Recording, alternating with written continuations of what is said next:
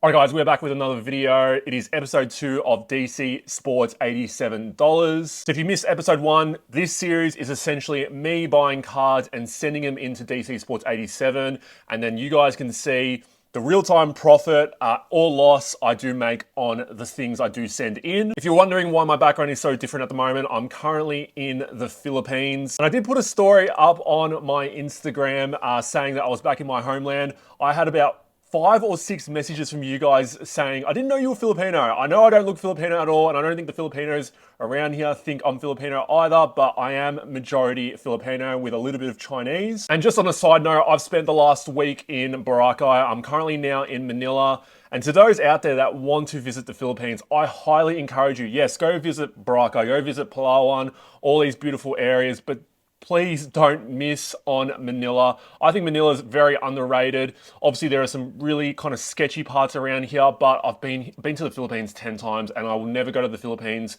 without visiting Manila. The shopping centers here are really nice, and you can find some really nice parts in Manila itself. But enough chit chat. Let's go on to this submission. So this submission had some really risky cards involved in it. None more so than the very first card, which is a Bonix Blank Slate. So I paid $500 for this one. Like I did in the first video, we'll kind of go through rough estimates, post fees getting removed, and at the end, we'll have a running spreadsheet into how much money I made for the submission, or if I lost money, and then a running total as well over both submissions. Yes, let's start off with the very first card. So I paid $500 Aussie for this. This is around $350 US.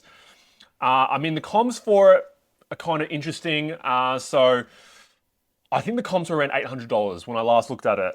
So that's why when I bought it, I was a little bit iffy on it, but the person I bought it off was legit. So if this can pay off, bit of shipping as well, it'll be great to start off. So Bonix Blank Slate, we get, whoa, $540 US. So that's a great start. That's around $800 Aussie. We take out fees. We're looking at around, $700. Put the fees up on screen as we go live. But that will pay off the card plus the shipping itself, which is what I wanted from this specific card. But yeah, very nice flip there. That's a great start. Let's move on to the next one. So next up, we have a Jimmy Butler Prism Auto. So I paid around $200 for this Australian. I was actually quite fortunate because when I bought it, I mean, a lot of people weren't as high on Jimmy Butler because I guess he was being a bit of a nuisance, but now he's been traded to the Golden State Warriors. I think I saw a stat the other day that said that the Warriors are 5-1 since he has been on the Warriors. Look, who knows how long the Jimmy Butler experience is going to last for them, but I think it's a really great time to be sending in a Jimmy Butler card. And this card had the most watches out of all the cards that I sent. This one had like 75 watches. I've never had a card that I've submitted to DC Sports have that many watches. So it'll be very interesting. And let's see where it goes for. So scrolling down, about $300 Australian, so we'll say it's around, $260, $270 with fees, so around a $50 to $60 profit there. Very nice card as well. It is a sticker auto, but first year Prism. These cards obviously a little bit harder to find compared to current year Prisms, but that is a very nice flip there. So we get around $50 to $60 there. As we do, like we've done in the past, let's kind of flip it to the other side. So let's go. I sent a lot of Philadelphia Eagles cards, yes, a lot of Jalen Hurts and Dallas. I actually looked up a YouTube video on how to pronounce his last name. It's the accent that's throwing me off. Dallas Goedert. Pronunciation, accent might be off there, but let's start with the Jalen Hurts. This is just a legacy insert. It's numbered. I can't actually remember how much I bought this one for. I think it was in a lot. We get around $10. So it's quite interesting with the Eagles winning. A lot of the cards that I was struggling to sell, or obviously not selling, I'm looking at prices now on comps, and obviously it's the NFL off season, so it's not really a great time to be selling. But if you've got Eagles cards that aren't moving in Australia, send them into America. The dollar is pretty good as well. So if you bought them 6-7 months ago when the dollar was a little bit better for us, then you're going to be making a little bit more on it, and then obviously adding in the Eagles premium as well. Nice sell there. Let's move on to Dallas Goedert. I'm going to get annoyed at the pronunciation, but I've got 3 cards included in this one. Numbered Select, Numbered Prism, and a Numbered Optic Auto. First one up, we have a Blue Select out of 175, and we get around $15 Australian. So it works out to be around $12 Aussie. I reckon this is honestly what I paid for it. Some of these cards I bought like 2-3 years ago, and you know, market's changed a fair bit since then. So just sending in cards, just sort of taking up space. Let's go on, what's this card? Let's find the other Dallas Goddard. So this one's out of 149 Prism. Similar story to the last one, would have paid around $10, $11 Australian for it.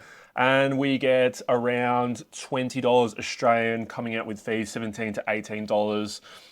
Yeah, not a bad one there as well. Let's go to the other Dallas Goddard, if I can find it. The blue optic hollow. So I got this one in a lot. The lot itself is already profiting by like $200. So I'm really just sending this one in for free.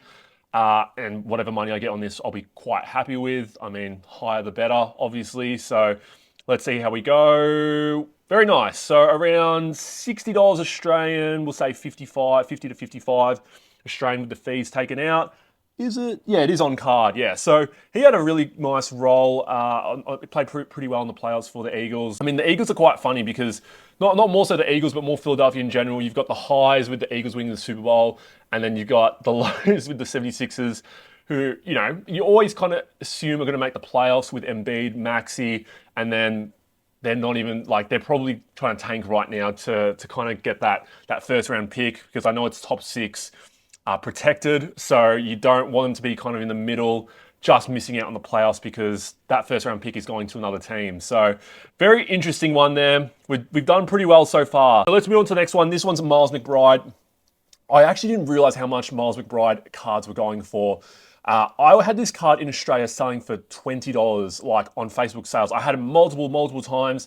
And then I was just looking up comps on some of the cards I had in my sales, and I was like, geez, Miles McBride cards actually go for a little bit. And he doesn't have like the greatest stats. I don't know if it's more if he's a cult figure for the Knicks, or if like, just because the Knicks are doing well, or the Knicks cards go well, or if Knicks fans having a really big fan base, you know, you automatically have a premium playing for the Knicks. So I saw the comps of this one, and I was like, I'd rather just send this one to America, because I couldn't sell it for $20 Australian. And let's see what we get. So the purple prism, there you go. So $40 Australian, fees taken out, we're looking 30 to 35. And like I said, I was struggling to sell it for $20 Australian. I couldn't sell it, and I'm getting more than what I wanted for in America. Don't know why his market is so high, but it's still a really nice card. Let's go on to the next biggest card. So I don't know if he watches the channel. I think he does watch the channel. I don't know if he watches it religiously, but Aaron, I bought 2 cards off him. He actually was sending these 2 cards into consignment. One of them was a Justin Fields Immaculate RPA, which is what you're going to see.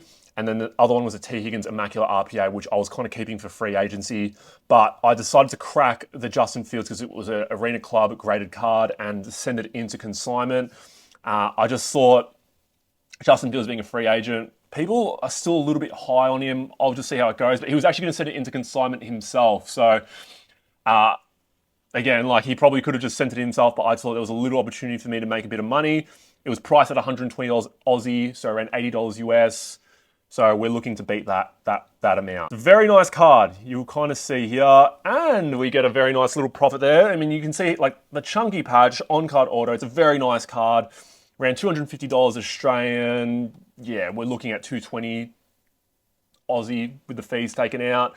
That's, you know, about $100 profit there. So very nice flip. I think, I didn't say this at the start of the video, but me sending in this consignment was, you know, I was away for 2 weeks, not working. So making a little bit of money whilst I'm away as well is something I try to do when I go on holidays. I still try to send consignments whilst I'm on holidays. So it does kind of fill up the bank account a little bit because, yeah, obviously holidays are expensive. Moving on to the next card, Joe Montana Leaf Auto. So I paid $50 Australian for this, around $33 US. It's Leaf, but Joe Montana, one of the great quarterbacks of all time. And we get about probably break even, I'd say, with that sale. Yeah, we get about break even with that sale. You can't, you know, always being transparent on this channel. Going to get some that you make money on, break even on, and lose money on. So far in the 2 episodes that I've recorded, we haven't had one that we've lost money on. So we've been quite fortunate here. And let's go on to this one. So this one, I actually don't know what it is going by the top. Okay, so Boomer Esiason Flawless Auto. I got this one in a lot. I think I've profited. No, sorry, I haven't profited on the lot itself. There's $20 left of the cost for me to make up. So this card has to sell for $14 US. And it's a flawless Boomer Esiason Auto. So hopefully go for a little bit more than $14 US. And we get a little profit there. So sells for, you know, around $70 Australian, take the fees out, around $60. Slight profit there on the lot itself. Next card up, we have, what is this card? Terry McLaurin. Okay, so I got this one in a lot. Again, I've spoken about in the last video itself. Terry McLaurin cards are going for a lot of money. Like, I did make a lot of money off Terry McLaurin, but seeing how he went on the last, you know, I think people have realized, like, he's a really, really good wide receiver. Very slept on, and now his cards are trading for a premium. So, jumbo jersey out of 99. Got this one in a lot. I thought that would have gone for more. Honestly, I thought that would have went for more than that. So it's about $30. I expected a bit more than that, but $30 into about $25 with the fees taken out. This one was a surprise. So Diami Brown, I think that's how you pronounce it. Diami Brown.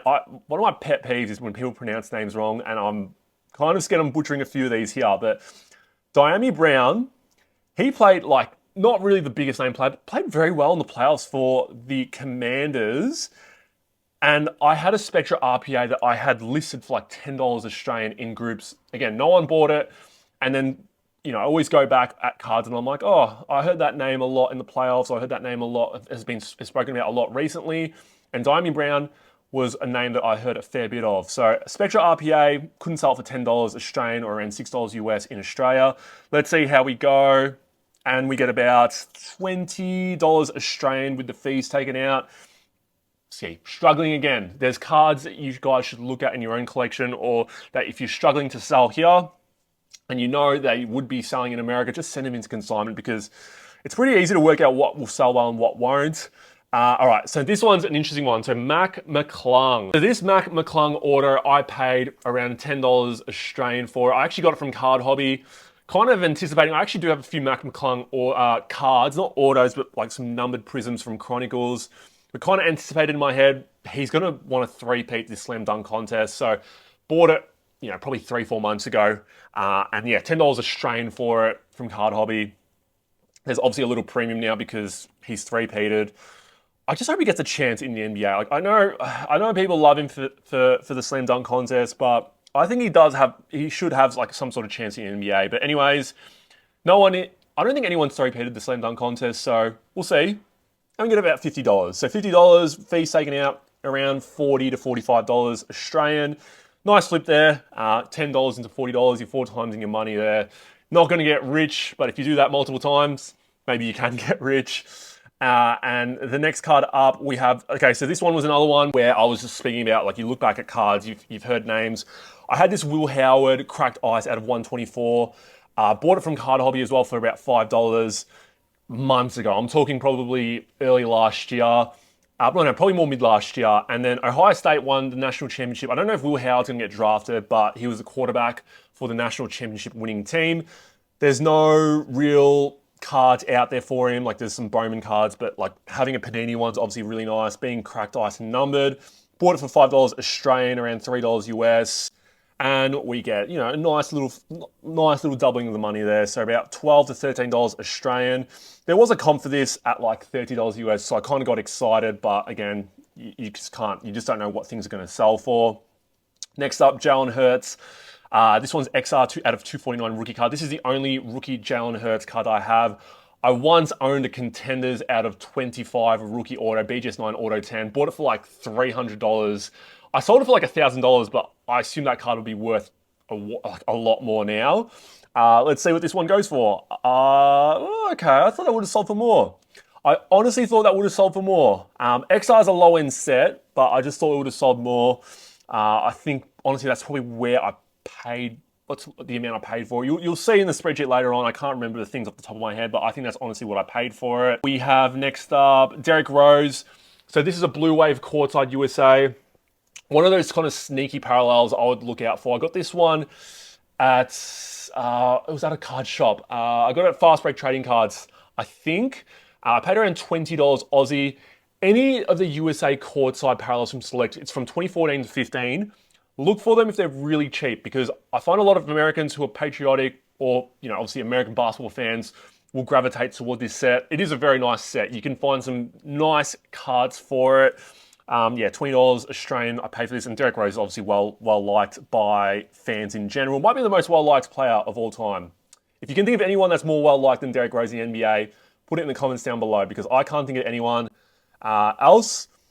And okay, we've made a loss. So there you go. There's a loss on that one. I thought that would have did well. I thought that would have done well, but USA courtside. I remember when this listing went up, I just couldn't be bothered, but I was going to message him and say, can you put courtside instead of Chicago Bulls? Because I don't think people know that this is a courtside parallel. It can be quite, deceptive for some people, but yeah, okay, whatever. It happens. Next up, Zach LaVine. So this card I paid $20 Australian from Sports Card World around Christmas time. So I was down in Adelaide for Christmas. He was playing quite well at the time.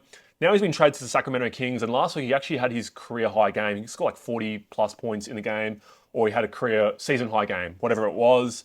So I paid $20 Australian, it's about $14 US. Couldn't sell it in Australia. And we get a very nice flip there. So around $50 Australian, let's say $45 Australian with the fees taken out. About double my money there. I know a lot of people don't like these die cuts. I find people that if they're not rectangular, like the true rectangle card or solid, people don't like it. Like the select die cards, always hard to sell. Always interesting, but regardless, it's numbered out of 139. So we have 3 more cards left in this submission before we go onto the spreadsheet. So we have a Corey Benjamin. I bought this Skybox auto lot. I think it was like 100 autos a couple years ago. They were all kind of in my bargain boxes. I had this one in my bargain box for like $10 Australian, but the Chicago Bulls ones always sell well. Another one that you should look out for. Had it for $10 Australian, sent it into consignment because I always try to just round out the lot. We get less than what I would have got if I just had it in my bargain box. I thought it would have honestly sold for more, but again, you can't win them all. So I'd say that's about $3 Australian for that. I don't know if he actually played with MJ, because this is the year after MJ retired, so I don't know if he actually played with MJ in these years. This is actually 2 years after MJ retired, because his last season was the 97 to 98 season. 2 cards left. Derek Carr. This is like a Shield black gold rookie card. Paid $5 for this one. Bought it at Cherry. We get around $20. I was actually kind of annoyed. I do factor in weight when it comes to shipping cards to DC Sports, because the more that you send in like slabs and heavy cards, the shipping cost does become a lot more. This card was really heavy. It's probably the heaviest card a lot itself, but sold well there, so about $20 there. And then the very, very last card here, another Terry McLaurin, just from a lot that I purchased a while back. It's numbered at 24. Just rounding out the lot itself. Probably won't get too much, but we'll see. Yes, and we get about $5 to $6 Australian. So out of 24, very nice card there. Let's go to the spreadsheet and see if I'm pretty sure we profited, but let's see what the running tally is at now. All right, so after episode 2, this is what the spreadsheet is looking like. Compared to episode 1, that was all green. Episode 2, we obviously had one card that lost money, which was the Derrick Rose Blue USA courtside. Now, my numbers can be skewed a little bit because a lot of the cards I do send are on lots that I've already profited on. So you'll see in the cost itself, I've got $0 there. And that's obviously going to make my numbers look really nice. But yeah, the best card itself in terms of overall profit was the Bonix Blank Slate. I bought it in a mail day that you guys would have seen last week for $524. Made around $200 profit on that. And then yeah, just like on the rest of it, like was pretty impressed with the Justin Fields. I thought that would honestly sell for around that price. The Jimmy Butler one, I've been quite lucky that he's played well. Little profits on certain cards like the Joe Montana, $4 profit on that. And then some cards that, from lots itself, like the Dallas Goddard, optic out of 75 auto, making a $50 profit on that. just because the cost price was 0, was easy for me. And then, yeah, other cards there, it's just gonna make my numbers look really inflated and really nice. Yeah, so let's have a look at the total profit and loss for episode 2 and also a running total from both episodes so far. 3, 2, 1, and we had a number slightly less than the first episode, but $584 profit on that one. Really nice there. I thought it might have beaten the first one, but I think the first one I had a lot that, yeah, were really nice profits on them. Total profit so far for DC Sports, $87 for both episodes. We're at $1,200. I know a lot of you out there might question consignment and whether it's worth it or not. I think you've got to be very selective with what cards you do send in and even what cards you buy as well, because sometimes when I do buy cards, I will automatically know in my head, this is not going to really sell in Australia, so I'll just send it into America, and the process is very, very easy. If you guys are enjoying the content, please leave a like down below, comment down below as well, and hit the subscribe button if you guys haven't subscribed already. Appreciate you guys as always, and I'll see you all in the next video. Take care.